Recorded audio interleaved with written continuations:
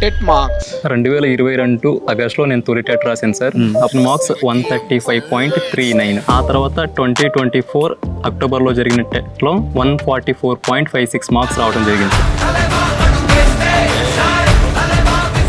DSC marks normalisation ముందు నాకు 93.28 marks sir. After normalization 94.52 marks వచ్చాయి సార్ నాకు. కృష్ణా డిస్టిక్ లో మీ ర్యాంక్ ఎంత sir? First rank sir.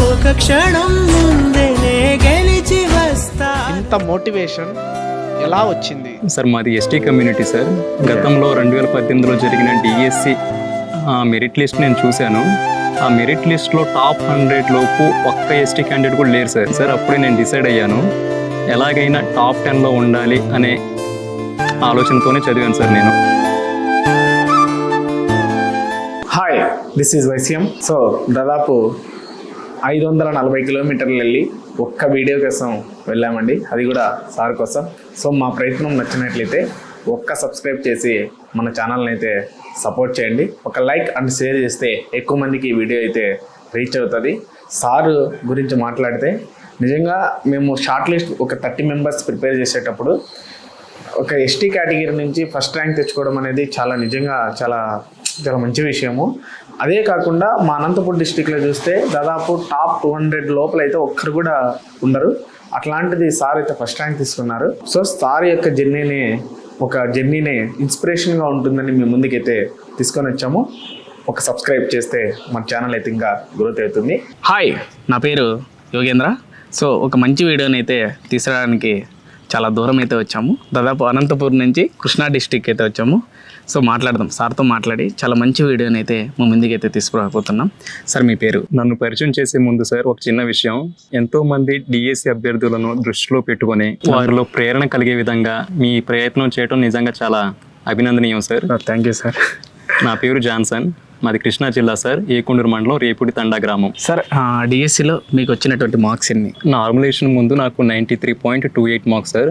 After normalization 94.52 marks వచ్చాయి సార్ నాకు. 1 మార్క్ యాడ్ అయింది. 1 మార్క్ యాడ్ అయింది సార్. లేకపోతే స్ట్రేట్ టాప్లే. ఓకే సార్, కృష్ణా డిస్టిక్లో మీ ర్యాంక్ ఎంత sir? First rank sir. Congratulation sir. Thank you so much sir. మీరు ఎన్ని టెట్లు రాశారు, వాటి మార్క్స్ ఎంత సార్? 2022 ఆగస్టులో నేను తొలి టెట్ రాశాను సార్. అప్పుడు నేను రాసినప్పుడు నాకు వచ్చిన మార్క్స్ 135.39. 2024 ఫిబ్రవరిలో రాశాను సార్. ఆ టెట్లో నాకు 136 మార్క్స్ అయితే రావడం జరిగింది. ఆ తర్వాత 2024 అక్టోబర్లో జరిగిన టెట్లో 144.56 మార్క్స్ రావడం జరిగింది సార్. ఓకే, టెట్లో కూడా చాలా మంచి మార్క్స్ ఉన్నాయి. అవును సార్. సార్ మీరు ఎలాగైనా జాబ్ తెచ్చుకొని ఉండొచ్చు. అవును సార్. టాప్ 10లో తెచ్చుకోవాలని ఒక మోటివ్తో చదివారని అర్థమైంది. సార్ ఎందుకు, ఏం జరిగింది? సార్ మాది ఎస్టీ కమ్యూనిటీ సార్. గతంలో 2018లో జరిగిన డిఎస్సి మెరిట్ లిస్ట్ నేను చూశాను. ఆ మెరిట్ లిస్ట్లో టాప్ 100 లోపు ఒక్క ఎస్టీ క్యాండిడేట్ కూడా లేరు సార్. ఒక రకంగా కొంచెం బాధ అనిపించింది. అంటే మెరిట్లో ఎవరు లేరు, ఒకవేళ మెరిట్లో ఉండే అవకాశం ఉంటే ఓపెన్లో పోస్ట్ వస్తే వెనకాల రిజర్వేషన్లో ఎవరు వేరే వాళ్ళకి వస్తుంది కదా అని ఒక ఆలోచన అయితే నాకు కలిగింది సార్. అప్పుడే నేను డిసైడ్ అయ్యాను, ఎలాగైనా టాప్ 10లో ఉండాలి అనే ఆలోచనతోనే చదివాను సార్ నేను. ఓకే. గతంలో 2018లో జరిగిన డిఎస్సిలో మా జిల్లాకు వచ్చేసి 83 పోస్టులే ఉన్నాయి సార్. ఓకే. అయితే అప్పుడు మా రిజర్వేషన్, మా కేటగిరీకి వచ్చిన పోస్టులు 3-4 అంతే సార్. ఒకవేళ ఈసారి కూడా ఆ పోస్టులే రిపీట్ అయితే మనం రిజర్వేషన్ నమ్ముకుంటే రాకపోతే పరిస్థితి ఏంటి? మనం ఒకవేళ టాప్ 10లోనే ఉండేటట్టుగా ప్రిపేర్ అయితే ఖచ్చితంగా జాబ్ రాదనే భయం ఉండదు కదా సార్ అనే ఉద్దేశంతో నేను ప్రిపరేషన్ స్టార్ట్ చేశాను. మా కమ్యూనిటీ వాళ్ళు కూడా చదివితే టాప్ ర్యాంక్స్ తెచ్చుకోగలరు అని నిరూపించాలనుకున్నాను సార్. నేను అదే ప్రయత్నంలో ఉన్నాను. అక్కడ డిఎస్సికి ప్రిపేర్ అయినంత కాలం సాధించాను. ఓకే, ఫస్ట్ ర్యాంక్ తీసుకున్నారు. అవును సార్. సార్ ఇంత లాంగ్ ప్రిపరేషన్కి ఎలా మోటివేట్ అయ్యారు సార్ మీరు? అంటే స్టార్టింగ్లో ప్రిపేర్ అవుతున్నప్పుడు బాగానే ఉండేది సార్. కానీ అక్కడ నెలలు, సంవత్సరాలు గడుస్తున్న కొద్దీ ఇంకా ఎన్ని రోజులు చేయాలి, ఎన్ని రోజులు ఉండాలనే ఒక స్ట్రెస్ అనేది నాలో ఉండింది సార్. అప్పుడే అక్కడ రివిజన్ టెస్టులు, గ్రాండ్ టెస్టులు ఇన్స్టిట్యూట్లో రాసేటప్పుడు పూర్ణ సార్ ఈ విధంగా మమ్మల్ని మోటివేట్ చేసేవారు. దానివల్ల మళ్ళీ రీస్టార్ట్ చేసేవాళ్ళం సార్. ఎంత స్ట్రెస్ ఉన్నా సరే దాన్ని అంతా మర్చిపోయి రీస్టార్ట్ చేసేవాళ్ళం. ఇంకోటి ఏంటంటే సార్, ఇప్పుడు మనం సైకాలజీ చదువుకున్నాం. సైకాలజీలో మనకి ప్రేరణ గురించి మెక్లీలాండ్ అండ్ అట్కిన్సన్ 3 రకాలైన ప్రేరణ గురించి చెప్తారు. అందులో 3వది సాధన ప్రేరణ, అంటే మనం అచీవ్మెంట్ మోటివేషన్ అంటాం.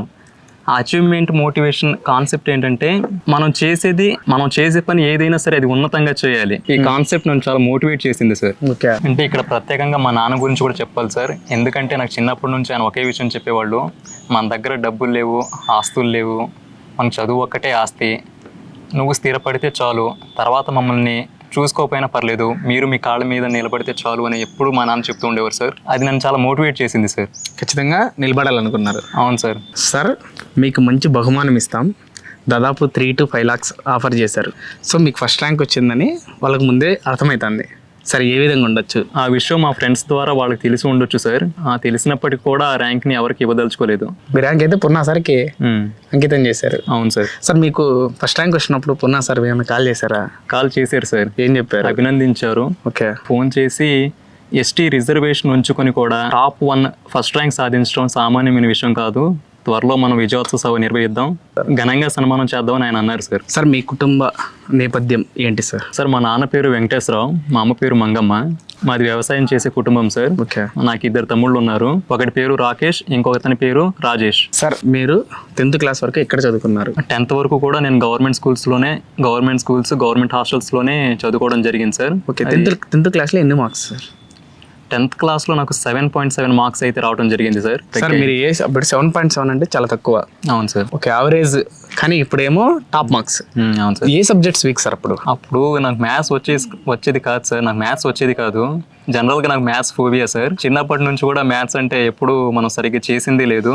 దానివల్ల ఆ effect 10th class public exams మీద కూడా పడింది సార్. జనరల్గా రిజల్ట్ వచ్చేదాకా కూడా నాకు నమ్మకం లేదు సార్ నేను 10th క్లాస్ పాస్ అవుతానని. మ్యాథ్స్ ఫెయిల్ అవుతాననే భయంతో ముందే మా పేరెంట్స్ చెప్పేశాను సార్. అంటే ఇబ్బంది ఫెయిల్ అయిన రోజు తిట్టించుకోవడం ఎందుకు, ముందే చెప్పేసి వాళ్ళని ప్రిపేర్ చేస్తే బాగుంటుంది కదా అని చెప్పేసి వాళ్ళకి ముందే చెప్పేశాను సార్ నేను. సార్ ఇంటర్ ఏ గ్రూప్ ఎట్లా చేశారు? ఇంటర్లో ఇదే సార్, మ్యాథ్స్ ఉందని ఒకే ఒక రీజన్తో ఎంపీసీ తీసుకోకుండా బైపీసీ తీసుకున్నాను సార్. ఓకే, మ్యాథ్స్కి భయపడే. అవును సార్. బైపీసీలో ఎన్ని మార్క్స్ సార్? ఇంటర్లో నాకు 943 మార్క్స్ అయితే రావడం జరిగింది సార్. సార్ అన్ని తక్కువ వచ్చి ఇక్కడ ఎన్ని ఎక్కువ మార్కులు రావడానికి రీజన్ ఏంటి? 10th క్లాస్లో నేను ఒక యావరేజ్ స్టూడెంట్ని సార్. 10th క్లాస్లో చాలా టైం వేస్ట్ చేశాను సార్. ఎగ్జామ్ ఇప్పుడు ఎందుకు ఉంటాయి, ఎప్పుడో ఉంటాయి కదా, తర్వాత చదువుకుందాం అన్నట్టుగా చాలా టైం వేస్ట్ చేశాను. పైగా మ్యాథ్స్ భయం వల్ల మార్క్స్ తగ్గాయి సార్. ఆ తర్వాత ఇంటర్మీడియట్లో మ్యాథ్స్ లేదు, ఒక ఇంటర్మీడియట్లో సైన్స్ సబ్జెక్ట్ సార్ అన్ని అయితే సార్ సైన్స్ అంటే కొంచెం ఇంట్రెస్ట్ ఉండేది సార్, అందుకే బైపీసీ తీసుకున్నాను. సార్ డైట్ సెట్లో మీ ర్యాంక్ ఎంత? First rank sir. డైట్ ఎక్కడ చేశారు సార్? నేను డైట్ అంగుళూరు మా కృష్ణా జిల్లా ప్రభుత్వ డైట్లో చేశాను సార్. 2019-21 batch sir. సార్ డైట్లో మంచి సిలబస్ నేర్చుకొని బయటకు వచ్చారా? లేదు సార్, 1921 అంటే అప్పుడు మనకు తెలుసు అది కరోనా సమయం. ఒక సంవత్సరం అంతా కరోనాలో కొట్టుకుపోయింది సార్. ఓకే. సార్ మీరు ఫస్ట్ టెట్ ఎప్పుడు రాశారు? అంటే 2021 అంటే 2022 టెట్ రాశారు. అవును సార్. సార్ ఆ టెట్కి ఎలా ప్రిపేర్ అయ్యారు, ఏం చేశారు అప్పుడు? సార్ అది 21లో డైట్ అయిపోవటం జరిగింది సార్. 21 ఎండింగ్లోనే నేను అవనిగడ్డ ప్రగతి కోచింగ్ వెళ్ళిపోయాను. 21 డిసెంబర్లో మా కోచింగ్ అయిపోయింది సార్. 22 నుంచి నేను ప్రిపరేషన్లోనే ఉన్నాను సార్. అప్పుడు కంటెంట్కి వచ్చేసి నేను టెక్స్ట్ బుక్స్ చదివాను sir. 3rd class to 8th class దాకా చదివాను. మెథడాలజీకి వచ్చేసి ఇన్స్టిట్యూట్లో చెప్పిన నోట్స్ వరకు చదువుకుంటూ వెళ్ళాను సార్. కేవలం ఆ ఒక్క నోట్స్ని చదవటం వల్ల మెథడ్లో నేను సంపూర్ణంగా పెట్టలేకపోయాను సార్. కొన్ని క్వశ్చన్స్ రాంగ్ పెట్టాను సార్. ఇప్పుడు టెట్లో ఎన్ని మార్క్స్? ఆ టెట్లో 135.39 అయితే రావడం జరిగింది సార్.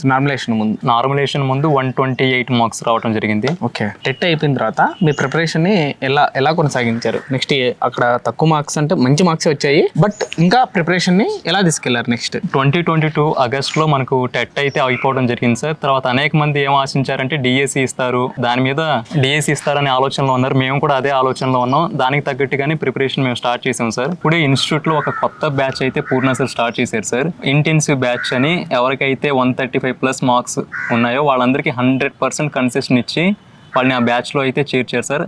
అక్కడ ఏంటంటే సబ్జెక్ట్ మొత్తం చాలా డెప్త్లో చెప్పే విధంగా అక్కడ ఏర్పాటు చేశారు సార్. దానివల్ల చాలా నేర్చుకోగలిగాము సార్. 2024 టెట్ అటెంప్ట్ చేశారు, ఎన్ని వచ్చాయి అక్కడ? 2024 ఫస్ట్ టెట్ ఫిబ్రవరిలో జరిగింది సార్. అప్పుడు ఆ టెట్లో నాకు 136 మార్క్స్ అయితే రావడం జరిగింది సార్. ఓకే. 24 టెట్లో కూడా 1 మార్కే పెరిగింది అప్పుడు? అవును సార్. సార్ 2024 ఫిబ్రవరి అయిపోయింది, తర్వాత ఇంకో టెట్ అక్టోబర్లో జరిగింది కదా సార్, దాంట్లో ఎన్ని? 2024 అక్టోబర్లో జరిగిన టెట్లో సార్ నాకు 144.56 మార్క్స్ అయితే రావడం జరిగింది సార్. ఇది హైయెస్ట్ మార్క్స్ సంబంధించి. సో టెట్ ప్రిపరేషన్ మధ్యలో ఉంది కాబట్టి ఈ వీడియోని మధ్యలో కట్ చేయాల్సి వచ్చింది. సార్ యొక్క ప్రిపరేషన్ జర్నీ మొత్తాన్ని ఇంకొక వీడియోలో అయితే యాడ్ చేస్తున్నామండి. అది కూడా అతి దగ్గరలో మీ ముందుకైతే వస్తుంది. So thank you.